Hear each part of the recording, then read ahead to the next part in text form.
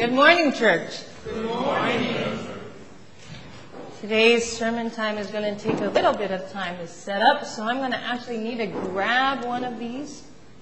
If I can steal yours. You'll take a moment just to look around and see who's next to you and say good morning if you haven't already done so.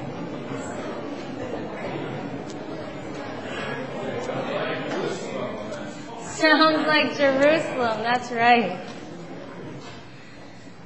As Matthew and Ben both mentioned, today is, in fact, the time, Holy Week, and we are bringing our Lenten season to a close. I want to spend this time then back in some sense. Because when we began the season of Lent, as we always did, we went to the desert. Remember that? Remember that with Jesus, where he experienced temptation and 40 days and 40 nights of self-examination. From there, we traveled. We've been all over the place, actually. We went from the desert into the city of Sychar. And from there, we made our way back to Galilee, and that's north, if you are thinking geographically. How does that go? From there, we came back down to the city of Jerusalem in Judea. And from there, we went from the city of Jerusalem eastward because we had to cross the river Jordan. There were beginnings to be rumblings and threats and people talking about. So to the east side of the river Jordan we went. And then from there, we actually came closer to Jerusalem again to the town or village of Bethany. And here we are right next to the city of Jerusalem, once again, in Bethphage. If you, all the things that you find out when you do your sermon preparations is that Bethphage stands for the house of figs. You might want to think about that, because if we read Matthew, of course, we'd find out that there was a fig tree involved with Jesus cursing, actually, for one time. So we've actually been all over. If you thought back to your season of Lent, if you would feel like, yeah, truly, I've been all over the place during this season. Here, there, and everywhere. And have I been following Jesus? And as we did that round, going from place to place, it wasn't just that we were going places, right? But actually, we were encountering people along the way. Jesus was encountering people along the way. So you remember, right? The person who was a Pharisee and who came to Jesus in the night, his name was Nicodemus. Nicodemus. We only hear about him in the Gospel of John. Because he wanted to know more about this person, this teacher. And so he came to cover, and we might remember and wonder, why at night did he come? And when we got to the Samaritan city of Sychar, there was a woman that came to draw water. We don't know her name. But Jesus offered her what? Living water. To her, it's living water. We remember her because the word on the street was that she didn't have one. Not two. Not two. Not even 3 husbands. She had 5 husbands and was now with the 6th man. And so it is that she came at noon, and yet Jesus met her and treated her as a human being. Next, when Jesus was strolling along in Jerusalem, there was somebody on the side who was begging, and that person was what? Blind. And it was to him that the disciples said, who sinned here, Jesus? Who sinned? Was it not why he's blind, or was it his parents? And Jesus took that opportunity to not only heal him, but to help us see where we are blind. And then it was that in the town of Bethany, he encountered good friends of Jesus. Remember them? They were siblings. Mary and Martha gave prospects of marriage in order to actually serve and follow Jesus. And so they lived together. It was their brother who? Lazarus, who died, and they called Jesus. They called for their dear friend because they knew Jesus could do something. And so each of these lives changed as they encountered Jesus, sometimes really dramatically. Imagine, man born blind can now see. That's pretty dramatic, and sometimes a little less dramatically, and maybe even a little troubled, right? Because Nicodemus went away. We don't know the end of the conversation, but it was sort of like a conversation. You had to be born from water and spirit. What? I'm an old man. How am I supposed to be born again? He might have gone away troubled. But we might wonder as we pause this day, have our lives changed because we encountered Jesus? Are our lives changing because we encounter Jesus all the time? In any case, it's the festival of the Passover, right? And so that wonderful festival when everyone who's anyone and think about faith going on in their life heads for Jerusalem. The city that will go from like 50,000 and their population swells to something like 200,000. Imagine that change that's coming. And it's been quite a day. Jesus riding down on a donkey and a colt, according to Matthew. I don't know how he does that, donkey and colt, all at the same time. But there he is. And he meets crowds, welcome him, and shout that special word being Hosanna. Save us, save us. So let's pause for a moment, because we're going to hear from each of those folks that we just talked about. They come to Jerusalem too. And they've just witnessed and been a part of the time of walking with Jesus down into the city. Let's see what it's been like for them as they've witnessed this day.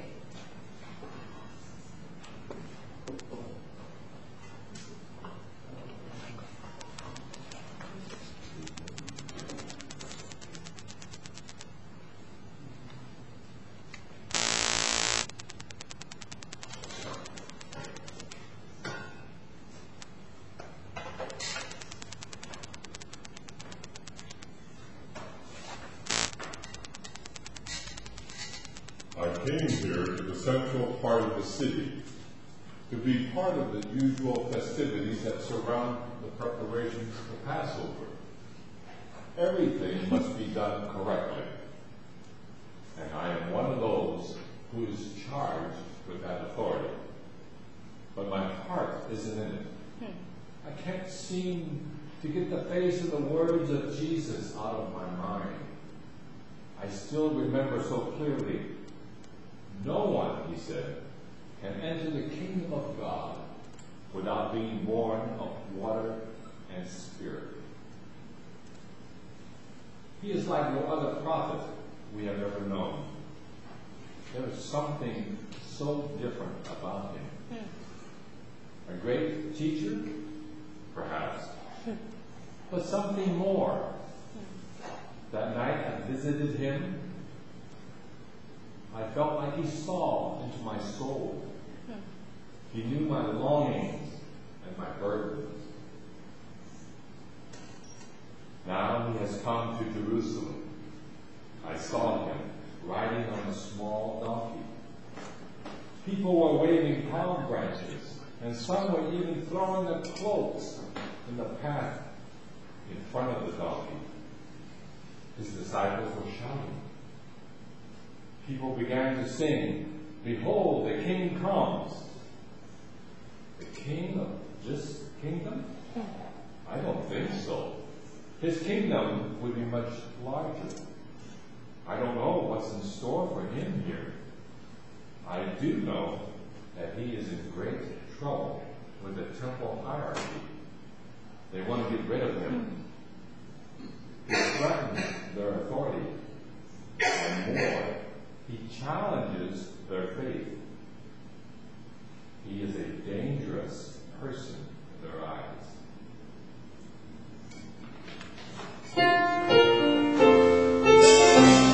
Hosanna,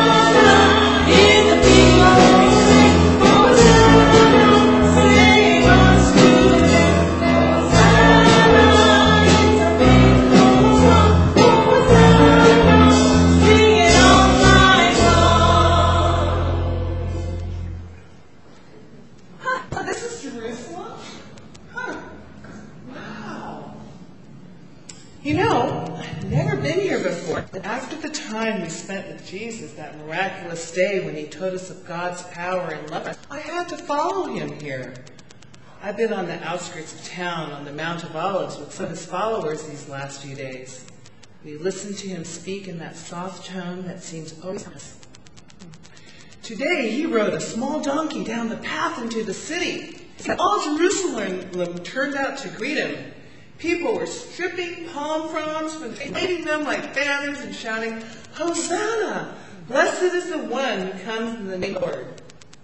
Some people even lined the path of the donkey with their cloak so that he would not step on stones or stumble. What an incredible sight! This is so fortunate. He is the Messiah, the Anointed One, and he comes to bring them good news of peace. But I sense that something's sinister here. Something's not quite right. There are whispering voices and suspicious glances.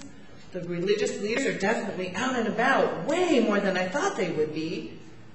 Perhaps it's only my imagination. After all, I'm an outsider. I don't know anything about this place.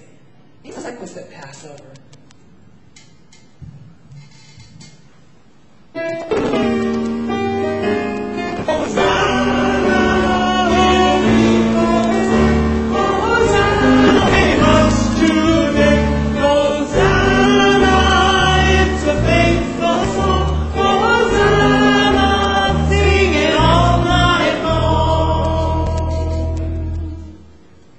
The colors are unbelievable. People, plants, colors, shapes, forms. It is almost too much for me to take in.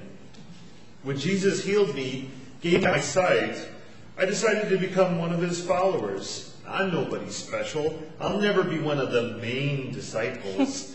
But I will always praise God for the gift I have received through Jesus. Like the woman at the well over there. I was also on the hillside at Mount Olivet. I stood among the many that wanted to enter Jerusalem with Jesus. I've never seen the Golden City before now. I followed him down the path. He was astride a small donkey. People were waving palm branches and putting their cloaks in the pathway. It was overwhelming. "Here comes the king," they shouted. I agreed with them.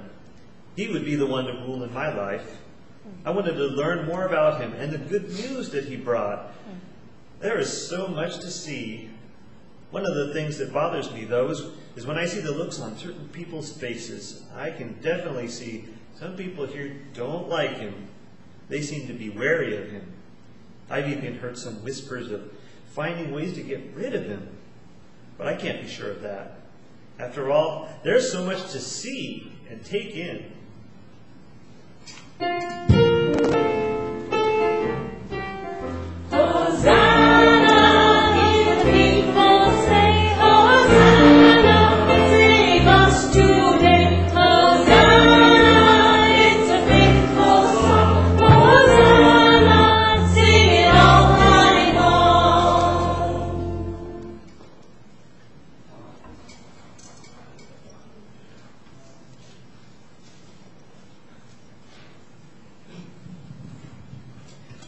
Spend Passover in Jerusalem this year. Even though our home is ready for holiday, we wanted to come with Jesus to Jerusalem. There may be some way that I can help. I know how to make preparations for the meals and for accommodations and how to deal with the vendors for food. Personally, I prefer to be in the background and help in any way that I can. Lazarus wanted us to become part of the group that traveled down the path from the Mount of Olives into Jerusalem. He said it would be like a parade. I would rather have just gone into the city and began to make arrangements for our time here. However, there is nothing that I would not do for my brother. So we followed Jesus down the path. He rode on a donkey, you know. The crowds were gathering and swarming to meet Jesus, shouting and calling out to him. They even waved palm branches. It was a parade. But I wonder if Jesus was pleased. Everybody seemed to love him, but he wore a look of sadness, just as though all the burdens of the people had been heaped upon his shoulders. Something's wrong. This should be a time of triumph, but it isn't.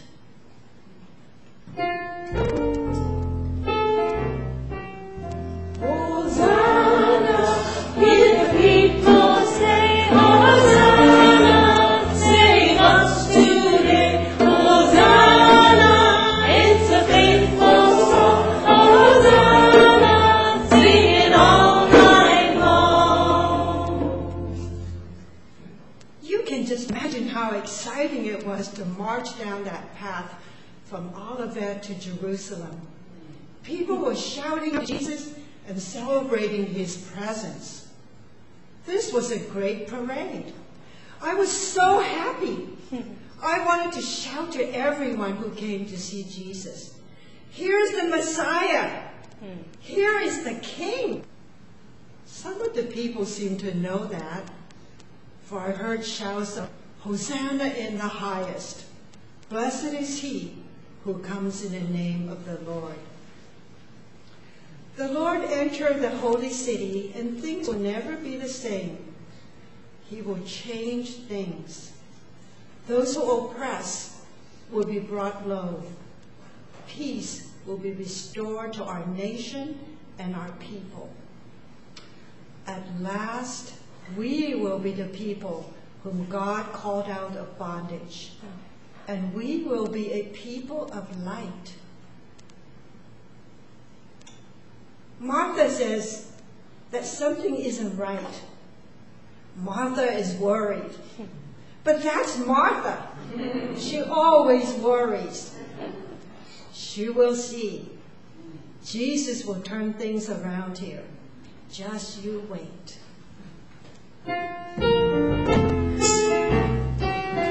Hosanna, hear the people say, Hosanna, save us today. Hosanna, it's a faithful song. Hosanna, sing it all night long. Yes, I am the one who was raised from the dead. You know, it's hard for me to talk about that.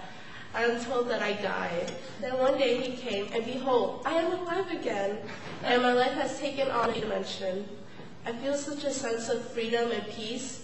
I wanted to walk into Jerusalem with Jesus. I wanted to shout at the top of my lungs, Jesus raised me from the dead. He is the Messiah, the anointed one of God. I convinced Martha, the reluctant one, and Mary, the eager one, to accompany me on the journey from the Mount of Olives into the city. We would be a part of the parade that would forever change the lives of all people.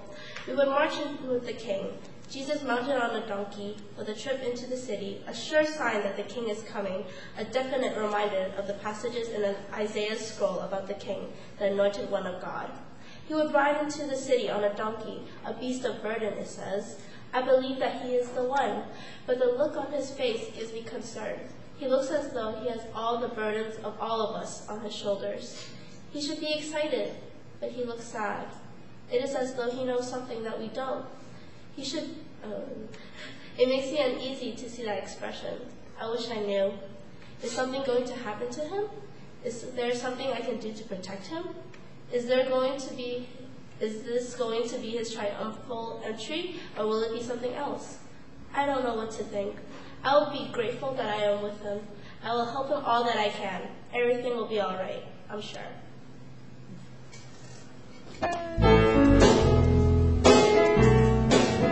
Hosanna, hear the people say, Hosanna, save us today. Hosanna, it's a faithful song. Hosanna, sing it all night long.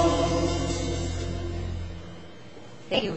So we've heard from folks, right? We've heard from folks who have been there and had a sense of following with Jesus on the path in different places. And now it's our turn to consider what would we say and what do we say at this moment. Is Jesus a king like so many identified? And if so, what is and where is his kingdom? Is Jesus the Messiah the anointed one, whom we say we've been waiting for. The one who has come to save us. And if he's the one who's come to save us, what exactly are we hoping he'll save us from?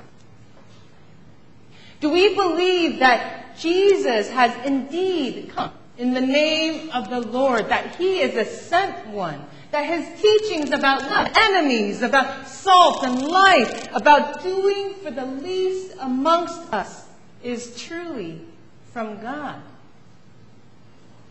Will Jesus change everything? Are we the crowd, friends, the crew of disciples going down and shouting and waving, throwing our coats down on the ground? Or are we like the Jerusalemites, wondering, who is this? And what is happening here? Are our hearts in turmoil as we encounter this Jesus? Or are we like Lazarus and Martha? Like the woman at the well and Nicodemus, who feel uneasy and anxious as we enter into this Holy Week? As we pick up and see the dark looks and whispers, even in the midst of such a wonderful parade. Today is Palm Sunday, friends, the beginning of Holy Week, and we know that in the coming days we'll witness a profoundly different series of events begin to unfold. Hosanna, Hosanna will actually become crucify him, crucify him. Palm branches waved in the air, coats on the ground will turn into a heavy, thick cross and a crown of thorns. And this celebratory parade that we talk about will become a march towards death. And so I invite you to just be in a space of openness and meditation to receive. To go with Jesus the length of the way as we enter in. I pray that these stories that have been lifted up in the season of Lent, as we remember those people that we met and the places that we've been with Jesus, that your heart might be strengthened and nourished for the journey ahead. I pray that in those encounters there has been something life-giving for your life right now, right here. Whether it's your thirst for living water, whether it's your call to be born again, the places that you are feeling death, yet drawn to new life. Whatever it has been for you this Lenten season, I pray that this week ahead of you may be one in which you are willing to go yet further. And so may we have the courage, friends, to continue on with Jesus, even though we know the scene changes. May we not turn away and go back to our busy lives, because we know those will always be there. May we not turn away from suffering, whether it be in Jesus or in our brothers and sisters before us. May we be attentive to those moments, giving witness to Jesus' pain and doubt, and the great violence that we are capable of. And grieve alongside his mother and disciples for a death of one whom we love too. And may it be that the resurrected God give us comfort until we come to the day of new life. This is my prayer for us entering Holy Week. May we pause for a moment and let it sink in. Amen.